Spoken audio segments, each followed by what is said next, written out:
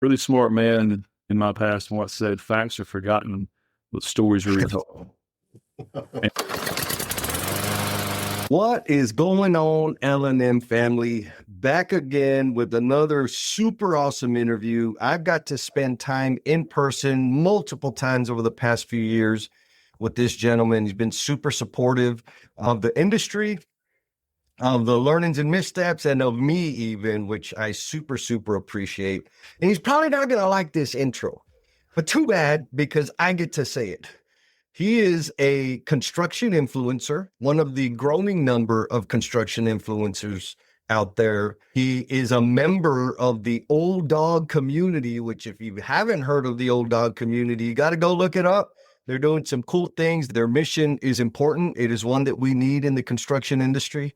He is a general superintendent, which doesn't cover what he actually does in terms of his contribution to his firm and to the industry at large. Because from what I've seen is he is a people developer. And more than that, he's like my role model when it comes to being humble. He's a man of service. He's not fighting and clawing for the spotlight. He's here to serve and make things better.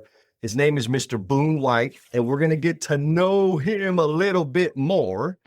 Now, if this is your first time here, you're listening to the Learnings and Missteps podcast, where you get a front row seat introduction to people just like you that are sharing their gifts and talents to leave the world better than they found it. I'm Jesse, your selfish servant, and we about to get to know Mr. Boone. How you doing, Boone? Man, I'm doing outstanding. How you doing, Jesse? Oh, man, having fun. Like I said, before we hit record, super ultimate blessed. Get to hang out with you here for a little bit. And I'm looking forward to what we could stir up today. So I got like a little softball question just to kind of get us warmed up. You all right with me asking it? Go for it. All right. What inspired you to speak at big, giant conferences, the public speaking thing? Because I know you've been at it a lot. Where did that come from? Man, I can go deep on that one. So I've always been a pretty poor public speaker. So for a while, it was like my greatest fear, to believe it or not. I grew up with a stutter when I was in grade school, and so overcame that.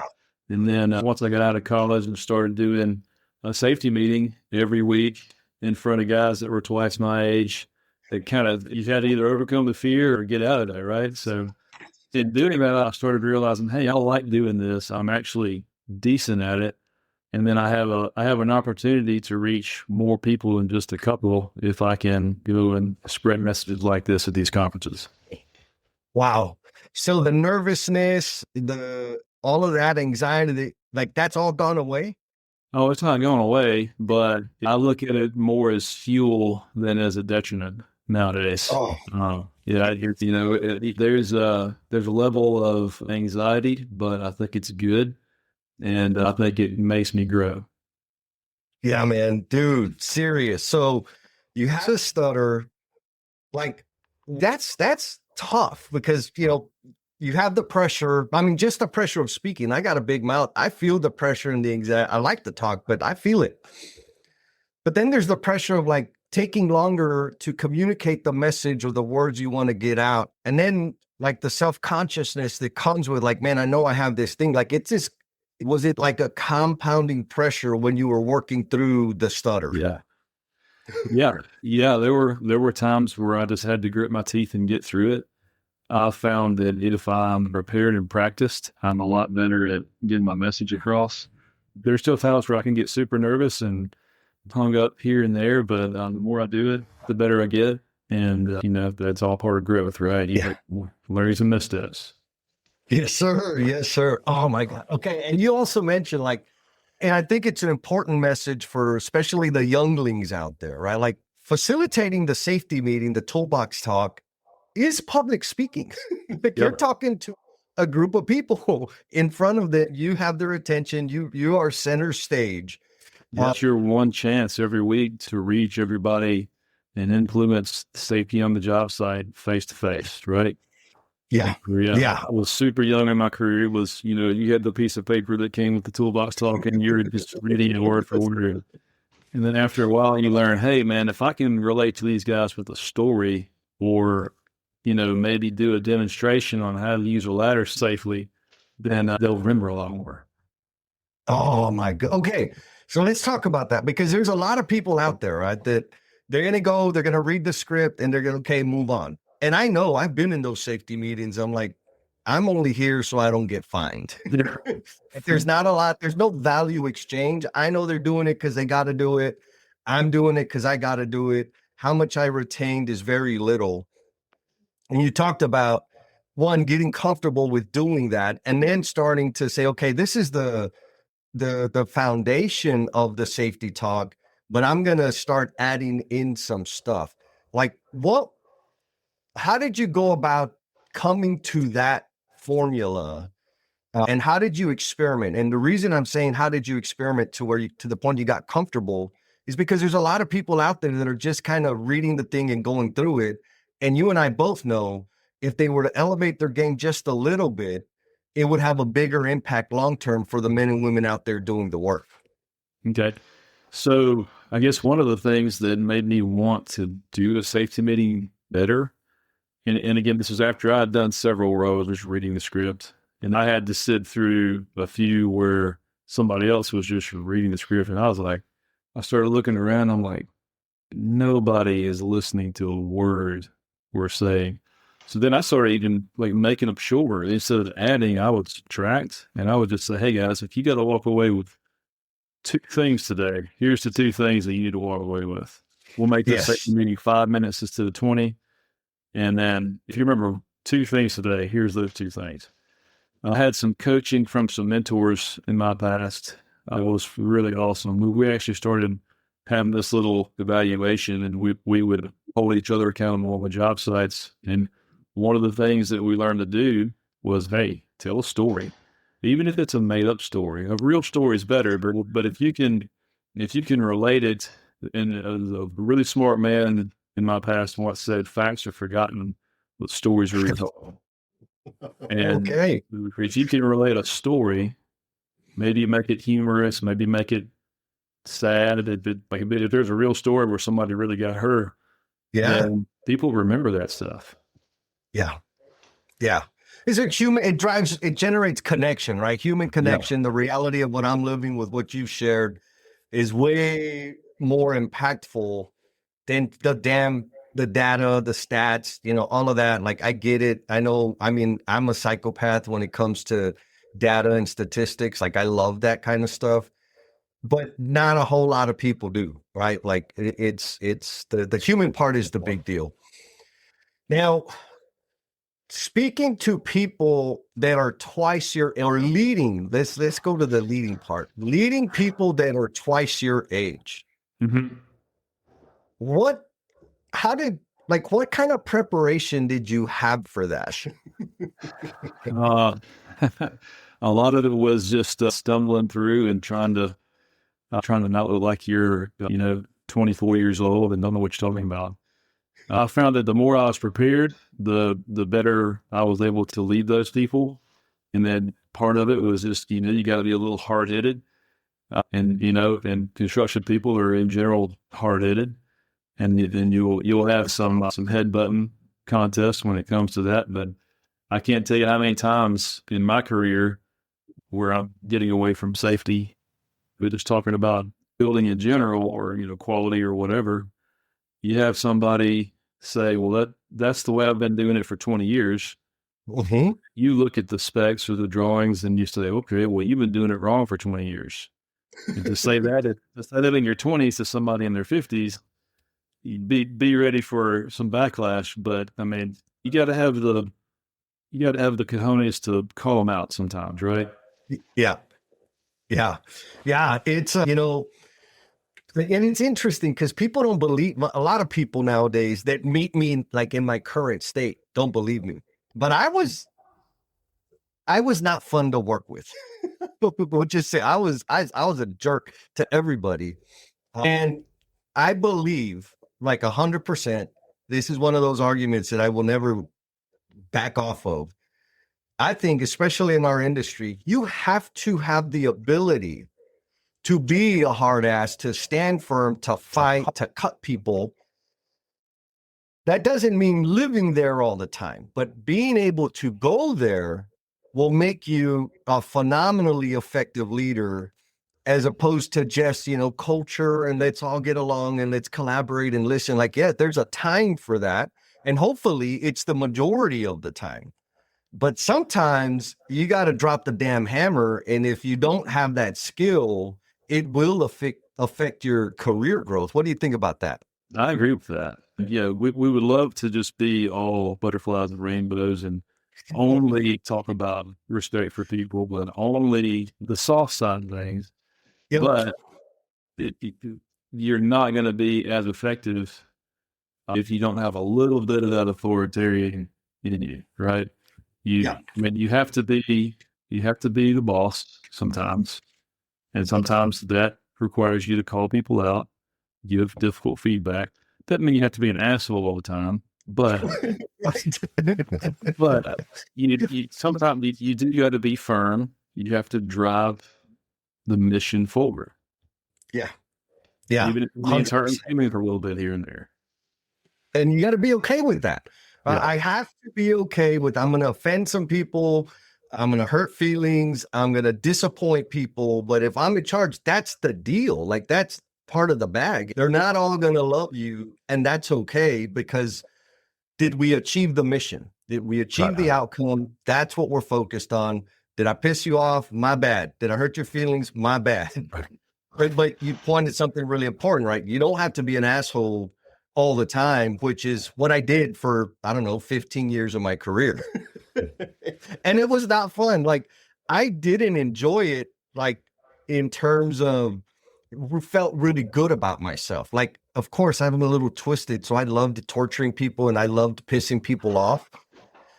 But it was taxing on me to be in that mode all the freaking time. So I, eventually. I've been there as well. And what I'm hearing you say is you may more kind of naturally tend toward that. I'm kind of the opposite. I kind of realized early in my career that, hey, I need to make myself that way. Right. So cause that was the way. And again, I don't want to throw any shade at any of the guys I've ever worked with. There were some awesome superintendents that were just really awesome builders, but I was brought up in the kind of the old school superintendent way. Be ready for a fight, be ready to throw the contract at them. You may have to go dog cuss somebody. That's just part of the job. Right. Yeah. Yeah. We got to do the L&M family member shout out. This one goes to Mr. Benjamin Carter, who is a fellow troublemaker fire starter out there in the industry. He took the time to leave this little comment.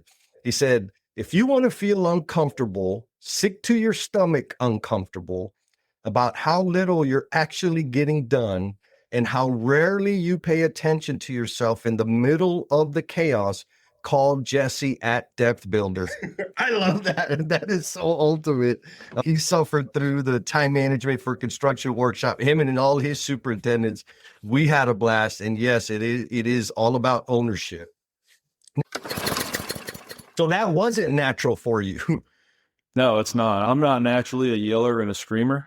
I don't know if it's just my demeanor or the way I was brought up or what, but I'm more of a let's figure it out together kind of guy. But in construction, I was brought up as a, hey, what we say goes, and that's that. And they signed a contract, and we're going to enforce that contract. We'll supplement them. We'll do whatever. That's the way it is. Right. Yeah, man. Yeah, that's interesting because it was easy for me to be a shit ass. It still is. It takes a lot of work for me to be nice. It's like, I got to think like, wait a minute, don't say it that way.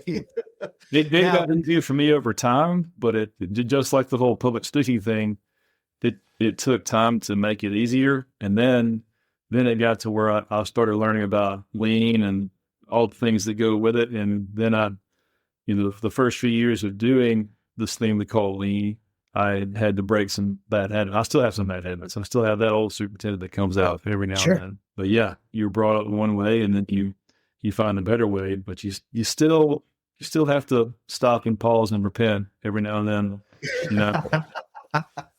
Yes, yes, 100%. The pause and repent, 100%. Oh, that's freaking fantastic. I feel like more and more that the approach of it's in your contract, just freaking do it, shut your mouth, is getting less and less effective, especially with the newer people into the industry, because they don't respond to that. They just don't. And I applaud them for that, because they have this level of self-advocacy that I should have had. Like, I put up with some shit that kids today, I say kids, but the people entering the industry now, they just will not tolerate the stuff that I used to tolerate.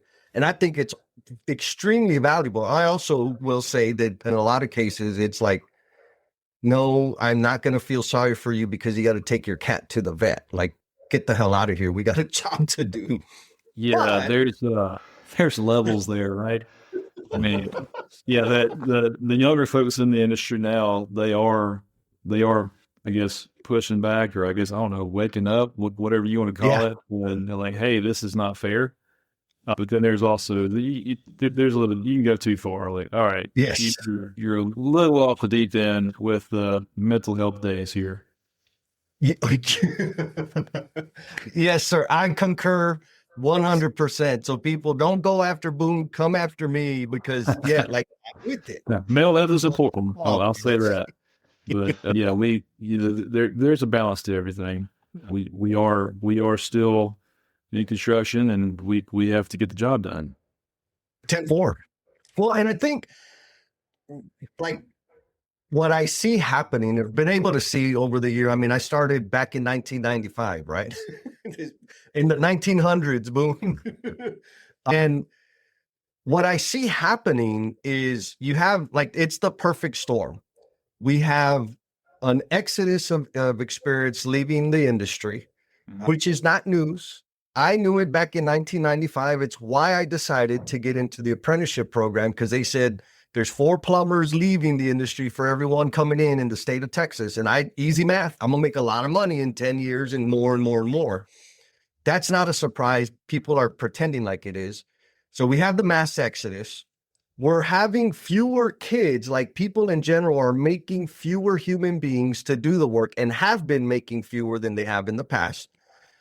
2, 3, we have the suicide, substance abuse, mental wellness epidemic that's eating away at our people. And number 4 is people can make a living sitting at home selling pictures of their feet on the internet. Like, they do not have to go put up with bullshit to make a living. They may not make a lot of money, but they are going to be pretty damn happy. Like, they'll be able to design the life they want. And like, the conversion of these 4 things all happening right now are creating a massive, massive need for change. Yes. And the change, I think, it's the most impactful and exciting for me, is the leaders, the decision makers within organizations that are figuring out how to appreciate the people on their projects, whether that's training, whether that's just being freaking decent and asking questions and listening and not screaming, yelling, and threatening anymore. It's a broad spectrum. But by and large, what I see is the leaders out there that are committed to, like, creating the conditions for people to thrive and grow. They are gonna win this game. What do you think? Am I, like, in la la land with that? No, I agree with that 100%. The old school me was raised to blame people, and now it's the systems, right? We've got to blame the systems. So we got to treat people like people, and we got to give them the right systems to get the job done in the right way. And I agree. The leaders who are doing that and are finding a better system for communication and for just for job site appearance and for, amenities on the job site, right? Like we're the only industry, the business that said it sometimes, we're the only industry where people have to go use the bathroom in a plastic box that is 120 in the summertime and freezing ass cold in the wintertime. Nowhere to wash your hands, and there's nowhere to eat lunch. Yep. Right? Like there's no other industry like that. And so that's one thing that's got to change. And it's an easy thing to change. Easy thing to change. I've been on projects where they have, and it's amazing. They're like trailers, air conditioned trailer, 40-foot trailer, double wides, and they're bathrooms. Right? With running water, hot water, conditioned air, which is, there's a cost to it. I get that part. And they're clean. Like, here's the key thing is they're clean. They're always stocked, right? Like there's not graffiti all over the walls. It's a, facility. Now, the people, the decision makers that never make that investment, their number one argument is because the guys won't take care of it, because the guys are just going to tear it up, because the guys are just going to graffiti it. And I, to date, I've been on, let's just say 20 different projects, more or less, that have these fancy ass bathrooms. Not a single one of them had graffiti in them. And they didn't have security in there watching it. Like my takeaway is, and you give them something nice, something like a better experience, they're going to value that. You give them a hot shit box. Yep. The graffiti you get on there is a reflection of what you're giving them. I'm not excusing graffiti. I don't think it's cool. I used to, but not really anymore. But it's a reflection of like, hey man, this is how you treat me. This is how I'm gonna treat you. Exactly. And blaming, now back to your point, blaming the people is easier. It's more convenient. Taking ownership for the system is the difference. So what are the things that helped you start thinking about the system and stop blaming the people? Because I know that doesn't happen overnight, but I think it's a super critical point that people need to understand. What are the things that start making you think about the system instead of the people? Yeah. I have to go back to the first two books that I read. And so, like, the start of my lean journey was kind of miraculous a little bit. So I was like 8 years into my career, and I'd been brought up in this old school way of, doing construction as a superintendent. Every sub meeting was a beat down session, yelling, cussing, all that kind of stuff. Anyway, started this new project, and my plumber foreman on the job gave me a copy of 2-Second Lean. Yep. Nice. Because this is in Houston, Cypress, Texas, which is like north of Houston. So anyway, I read 2-Second Lean, and I was like, that'd be cool if we could apply that to construction, right? I'd heard the word lean before, but it was like, that means we got to do more work, less people. That sounds like horrible to me. Right. Then I read Paul Akers' book, and it was like, okay, well, no, it's not about making it harder. It's about making it easier. It's about fixing what bothers you. And then, like, back to back with that, I read The Goal by Eli Goldring. And so, these two kind of tie together. In The Goal, if you haven't read it, the guy takes the factory, and just through changing some systems in the factory, like smaller batches and finding the bottleneck and making the bottleneck better, all those different theory constraints things, he was able to just turn the factory around. So I was like, he didn't get more people. He didn't retrain people. It was all about the system. So then a month after reading those two books, we had a consultant come in and teach me last planner system. So I was like, sounds like perfect timing. Yeah, it was perfect. It was weird. It was perfect timing. Like I said, it was like kind of miraculous. Yeah. So all that hit me at once. And so I did last planner system on that job for the first time, and I butchered the shit out of it. Because I was still managing it with the old school superintendent mentality. I learned a lot on that job, carried it forward to the next one, and we did it right, or more right, I guess. We were more about, hey, how can this work for you, the foreman and the workers? And we just did a lot of really cool stuff on that job, and it was fun. it's not about pushing people harder or working more hours. It's about having the right system so people can see what's going on. Everybody can see the problems and everybody can communicate and move forward. Yeah. Oh my God. So folks, for the L&M family member out there listening, The Goal is a phenomenal book. Like if you're into processes and efficiency and this sort of thing, I'm going to recommend the audiobook because the book, it's heavy. Like it's an intense book, but the audiobook's awesome because they have like different characters reading the voice. Like it's almost like watching a movie. They should make a movie about it. Anyways, like it just paints such a beautiful picture. I'm not a huge fan of 2-second lean, mostly because what I've seen people do after they read it, right? There's like, oh, 2-second lean, everybody make improvements. And then they don't support, like the thing about 2-second lean is that book is phenomenal. The idea, the thinking, the system he designed is freaking magnificent.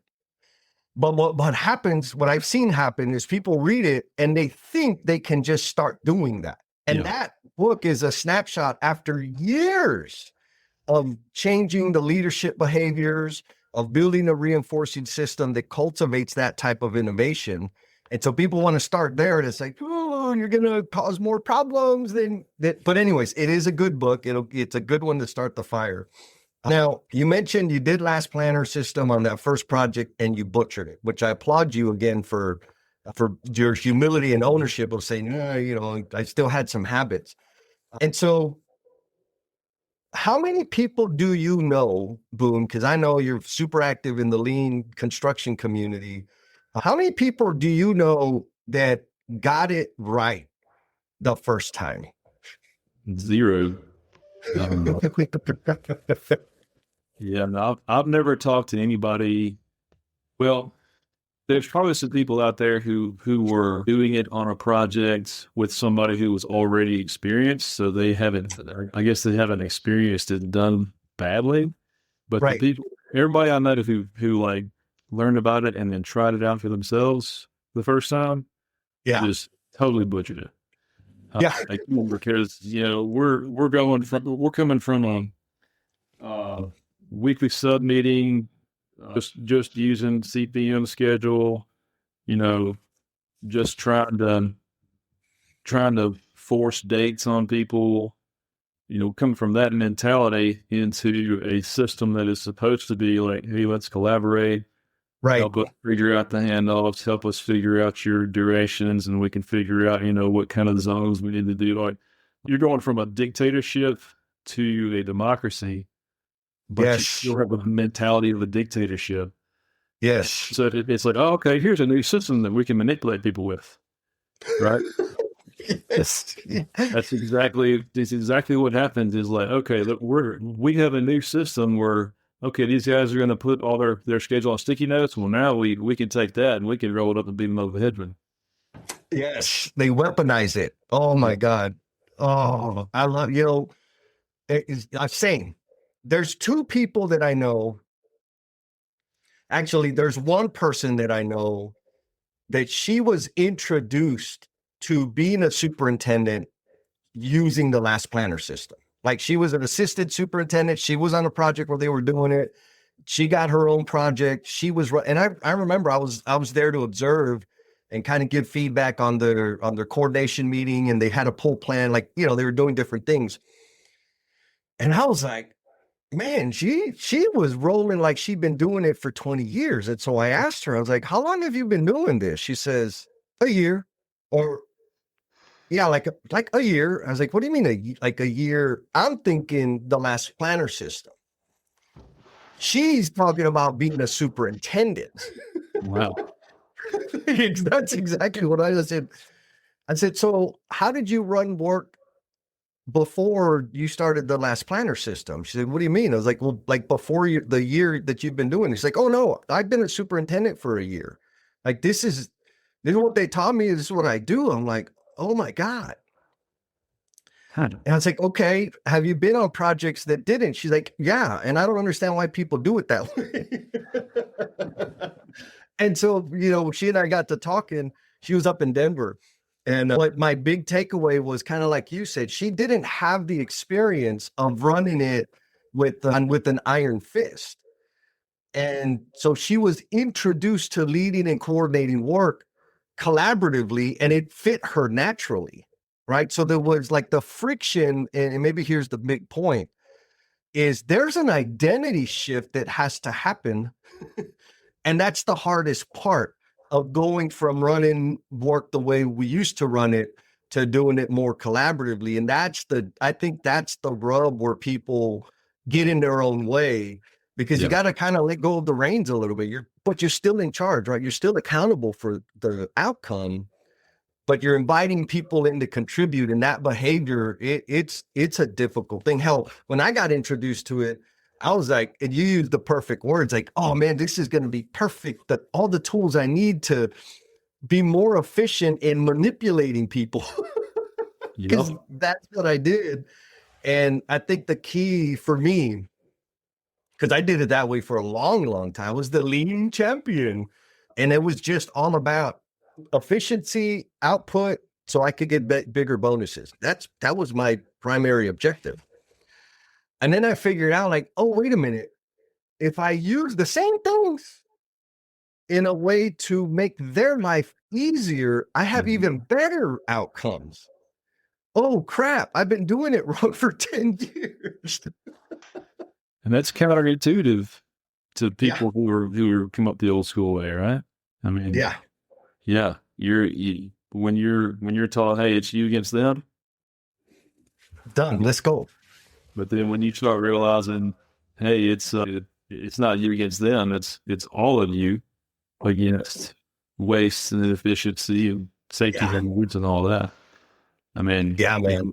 I started reading Jocko Willink, I guess like in 2017, and Jason Schroeder has the same thought process. Construction is very similar to war. So if construction is war, who's your enemy?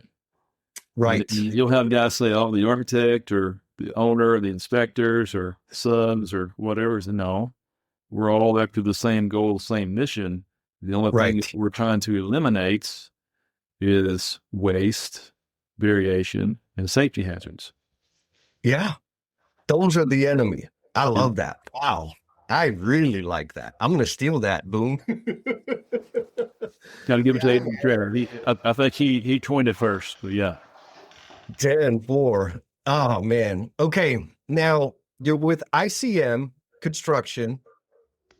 And like, folks, if you like, I got an inside view, which you don't get to get because you're just listening. The same energy, the same care about people, about the industry, being mission focused for a better experience all the way around that you give, Boone. I got the same feeling from interacting with all of the folks there at ICM. And so how much do you put into supporting and reinforcing that experience there in ICM? It's hard to quantify. I guess everything that we do. So I'm general superintendent, also work closely with their operations manager and one of our project executives. And so we're all more or less bought in on doing things the right way and having really good people. I guess indirectly, it's everything we do. We are very in tune with the way people feel about coming to work and the culture that we're trying to build. Again, some companies we're just about getting the building done and about making money, which every company has to make money.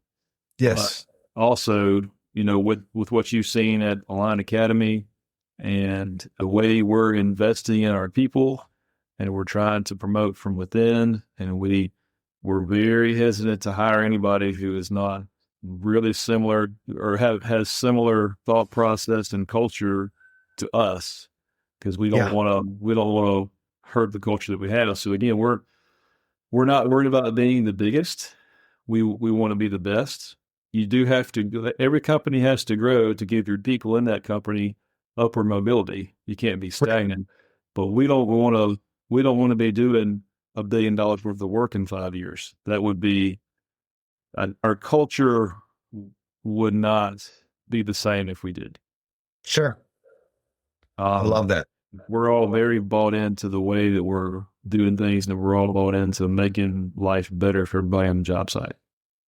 Yeah.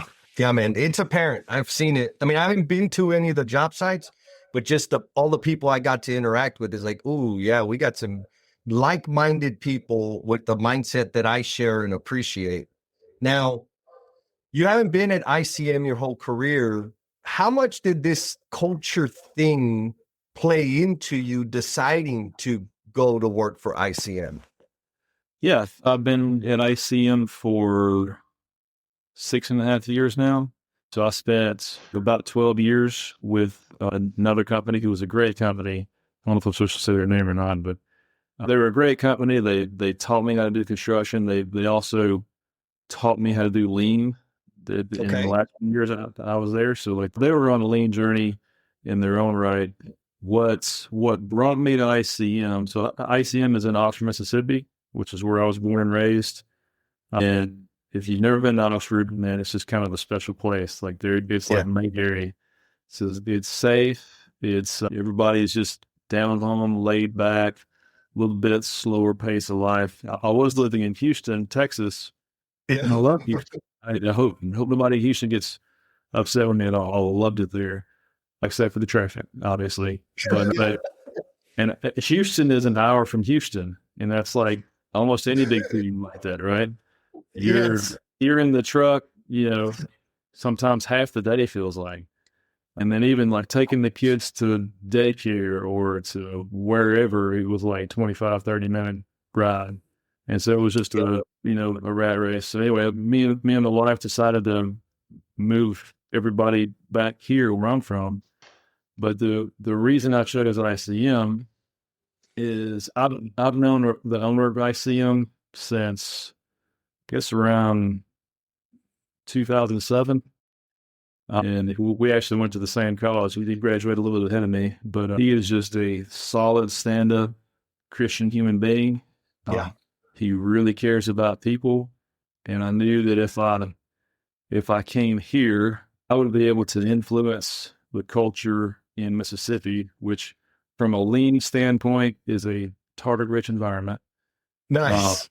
From a lash planner and lean, tact, and all that standpoint, Mississippi is a little bit behind everywhere else. Again, hope nobody from Mississippi gets mad. I was born and raised here. I love it here. Right. This is why my mission is here. But I knew that coming to ICM and working with Casey and everybody that's here would be the best opportunity for me to make a big difference in an area of the country that needs it. Yeah. Amazing. One thing I want to point out, Boone, because I hear that a lot. You said we're a little bit behind here. I hear that from people all over the country. Yeah. And when I go to LCI and we start listening to other people present, you're like, oh, everybody's like that $5 billion company has the same problems we do. Exactly. And from my perspective, only the real ones say that. Right? The people that are actually committed to the long-term game of, not just completing the project, but building a culture and transforming the industry, they will all say we're a little bit behind, which is different than the ones that say I'm a lean expert because just different mentality. And I'll just say the ones that will say I'm a little bit behind, we're a little bit behind, those are the real ones, or the ones you want to be around. Now, you kind of floated this Align Academy thing out there, and I want to shine a spotlight on it because it is significantly different than what most construction firms are doing. So can you give us a little overview of what that is? So we launched it last year. Align Academy is our internal training program here at ICM. So one of the catchphrases we have is aligning the talents of the many to accomplish the extraordinary. So we're wanting to take all of our people and align what they can do together to get that synergy of, I think the biggest analogy that Casey likes to use is from the movie or the book, The Boys in the Boat. I don't know if you've seen that yet or not. It's about I think it was somewhere around World War II. the group of junior varsity boys that were on the rowing team. And the idea is if you can get everybody in the boat rowing in the same direction at the same speed, at the same rhythm, then you develop what's called swing. And then once you hit that moment where everybody is in that groove or that you hit that swing, then it's almost like you can go 50% faster than anybody else with the same effort, right?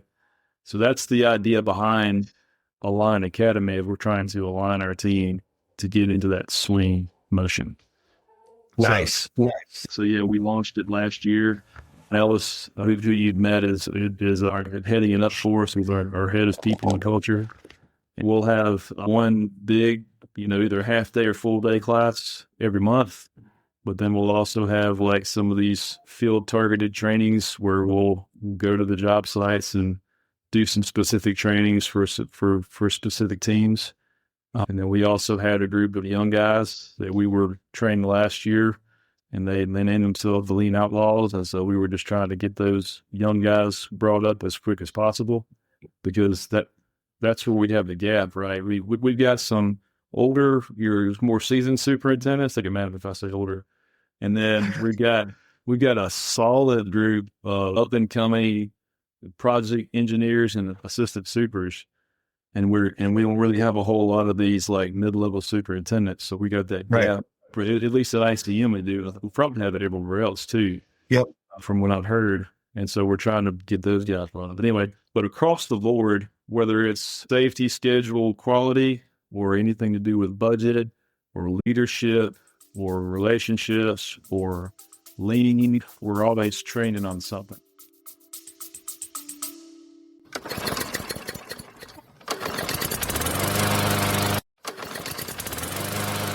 Time out, because if you're anything like most leaders I talk to, your schedule is ultra packed. But somehow the most important things get neglected.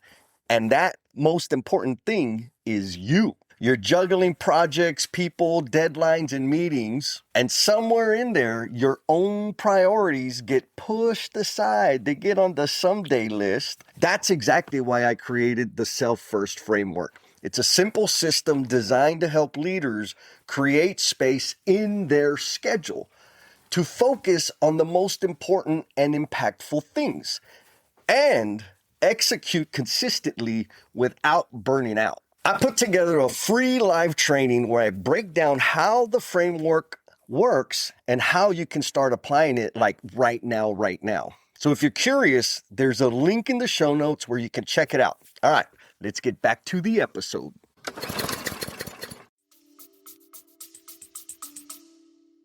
Yeah. No, it's interesting. I get to talk to a bunch of people out there, running their construction company, and most of them will say, yes, we have training. And then when I get deeper into it, it's like, oh, you have the mandatory training that's required to minimize your liability if something happens. Which it's necessary. And then, so that's one bucket. Then the next bucket is like, yeah, we have training, and it's usually reactive training. Something happened. And so it's like, oh, we gotta do this thing. And it kind of just stays there. But then you have what you're doing, which is focus, like you designed professional development for all of your people.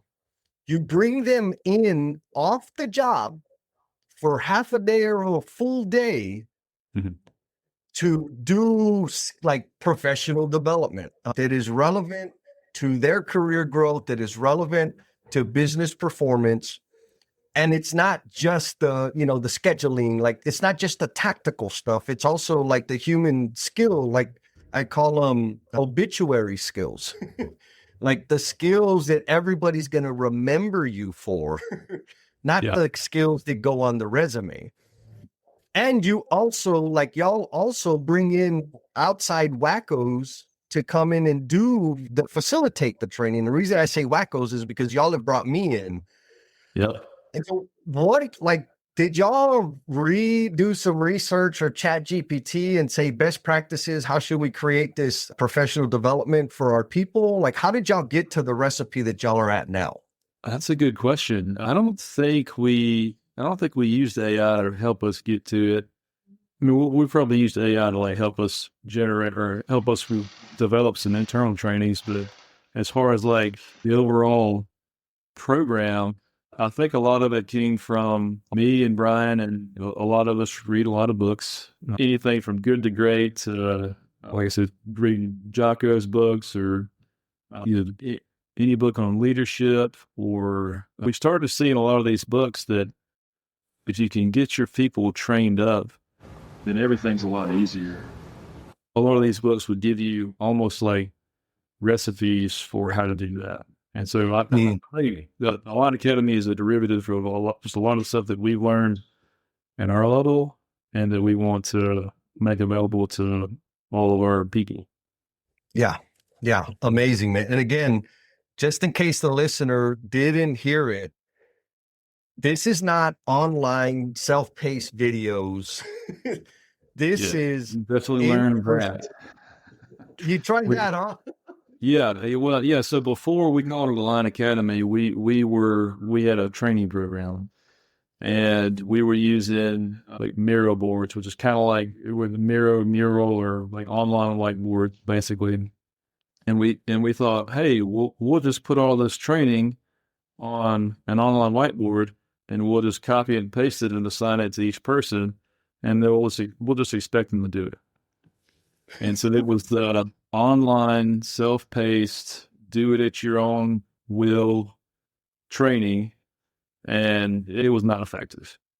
Now, that was one of the big takeaways that we shared in LCI last year when we talked about it was get people in a room face to face. You have more engagement, and then, break bread together at some point during the training, or if it's a half day, do it at the end, or if it's a full day, stop and pause and have lunch. Like just get some interaction going, and also bring in people that are not going to just stand at the podium and talk. Right? bring in the wackos like Jesse Hernandez or Adam Hughes, or like this year we also had Kyle Netchin come to us. So yeah, we've had some really good trainings come from people like yourself. That's all. Yeah. Yeah. One, thank you for bringing me in. Like being able to contribute to that was I remember when we first talked about, I was like, man, this is fantastic. The real business commitment to bring in that much salary into a room and like pause because the work's still happening. Like that to me is the ultimate signal of commitment to developing the people with the long-term vision of building and growing the business, right? Like I think it's the ultimate investment. But I got to ask, like one of the sessions I did was all about communication and more important, like specifically about listening.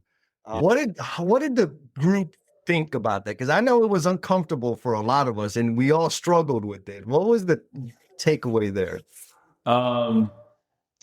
I can think of one particular the guys that had been on a job site for like 6 months, and they came away from it saying, hey, yes, first time we even had really talked. We got to know each other in that, 5 or 10 minutes where we did the bungee jumping. So that was one little story, but yeah, by and large, everybody felt like they had another tool in their toolbox to be able to communicate with people. Again, it's not about trying to drive communication to people. It's about trying to receive communication. Yes. I started using it with Adam a couple of years ago. He's been in your group for a while. And for me, it's a way for me to try to get people to think the way I think. Instead of just being the easy button and giving them the answer, you start listening and asking those open-ended questions, and then you start to see their thought process develop, which is pretty cool. Yeah, man, engaging their critical thinking. Like it's the biggest awakening I had. It's like, man, why does everybody suck? It's like, oh, because I tell them they suck every day when I just give them the answer. There was some humble moments for me, many humble moments for me. Yeah, man, I applaud. It takes a lot more effort, but it's instead of giving the man a fish, you're teaching the man how to fish. 100%, 100%. And again, I applaud you guys for like making that investment, because that type of training, that type of experience, it's very difficult to quantify and tie it to, you know, earnings and revenue and bottom line growth. But it's going to help them on and off the clock. And y'all still made the commitment to make that happen, which is ultimate. So folks, you already know, if you're in the area, give Boone a call. They're looking for great people. And if you're a scrub, don't bother, stay where you're at. Now, you mentioned Adam. I said at the beginning of the call, I talked about the old dog community, and I believe to my bones that community, more specifically connection, is what our industry needs desperately. The people in our industry need it. You just mentioned about some of the guys that were in the training. They've been on the job site together for 6 months. So we're talking 12 hours a day for 6 months, and they knew very little about each other, which is natural. That's kind of the standard. So I'm a huge advocate for any and all construction-oriented community. So first, how important is the connection that you get from the old dog community? And then second, tell us about the old dog community, because I know we got some L&M family members out there that could benefit and would be great contributors to that community. How important it is. Yeah, right. To me, it's super important because, again, I'm kind of a nerd about all this stuff we call lean.